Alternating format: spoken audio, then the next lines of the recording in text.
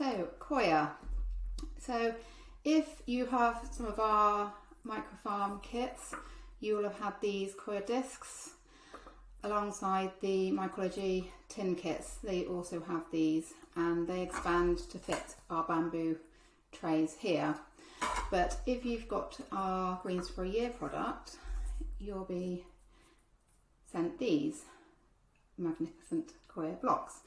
So these actually will make up at least 20 of these trays. So you get sort of 7 or more of these in here, depending on which one you go for. I'm just going to give you a quick demo on what you'll need to use the coir and how to break this one up. We also, with the Micro Mystery and peas, we provide these as well because they go into a larger coir pot. So I've got with me a jug of hot water. In the instructions it gives you the sort of measurement of what you'll need. I would also suggest just taking it slowly rather than tipping it all in and waiting and watching it expand. So I'm going to do that now. So one of these coir blocks, and just pouring, not worrying too much about the measurements. And again, if you overdo it, there are ways that you can sap up that water. So that's taking a little bit more time, and this is actually cooler water. We say hot water because it's just quicker generally. So that in there, you'll see that there's still a little bit of water in there. So with a fork, breaking this up, and you'll notice that that's like dry, so it's sort of, there's some resistance there. So I would just sprinkle some more water. It looks like I've kind of flooded it now, but it's all good.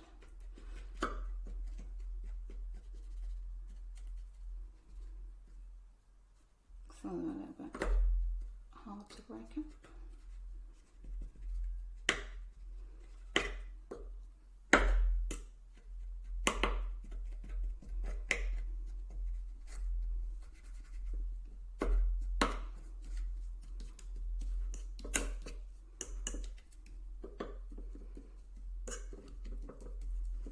Like that. So it looks a bit like a chocolate brownie mixture.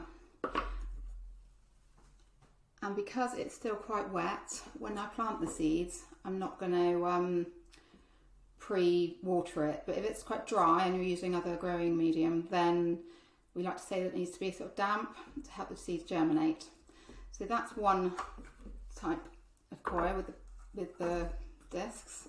And this one here, you can literally snap it. I mean, you can score it, so like that. So there is a little bit of dirt, but it's just do it near a sink in a block like this. So it's not dissimilar to that in size really.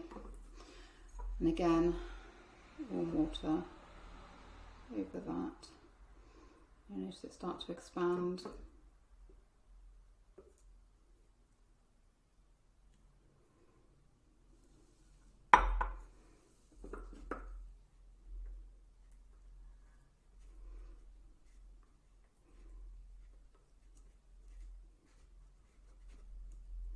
I'm just using my fingers a little bit, it's a little bit tougher actually. Sometimes it's another way of doing it, is putting it into a bowl and doing it. So I don't know why that's being so tough. So again, just might need a little bit of time to absorb the water.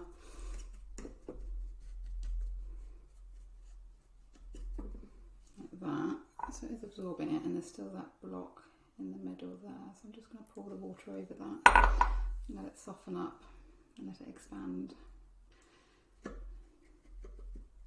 Like that. So it will go.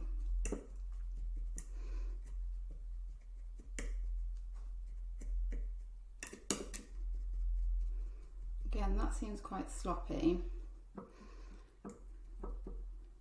which you could either add a bit more coir to do that, or you could leave it for a few minutes and it will start drying out. but again, just planting the seeds on that is not really a problem. Or you could get a tissue and kind of dip around the edges, and you'll see as you sort of touch the water, that's pulled the water but not the coir into the tissue. So like you would a sort of kitchen paper, it will, you know, it sort of pulls the water up. So it's done it all alongside there. So that is another way if you think that you've overdone it, but it's not really a big problem. I mean, you could even do it right on top of it like that, and it won't, all it'll do is just pull up the excess water on top there. So, and again, like that. So if you're going to go and plant 3 or more trays, again, the other option is putting it in a jug like this. So breaking some bits off. So that like that. And I'll take a kettle and just pouring some water. Obviously be careful if it's boiling hot water. Just move that out the way.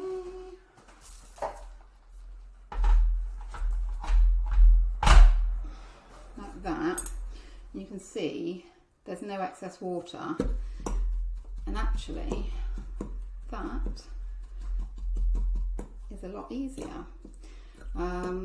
Because otherwise you're sort of trying to juggle keeping that straight, whereas this, it's not really going to go anywhere if you want to be a bit more firm with it. And again, where I'm doing that, I can still see it's quite, there's a little bit of, it's a lighter colour, so it's drier. So I would again probably give it a little bit more water.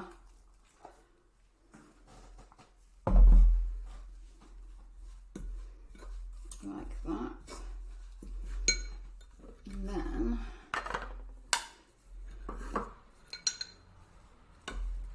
pour that into there. And it seems to actually go further this way.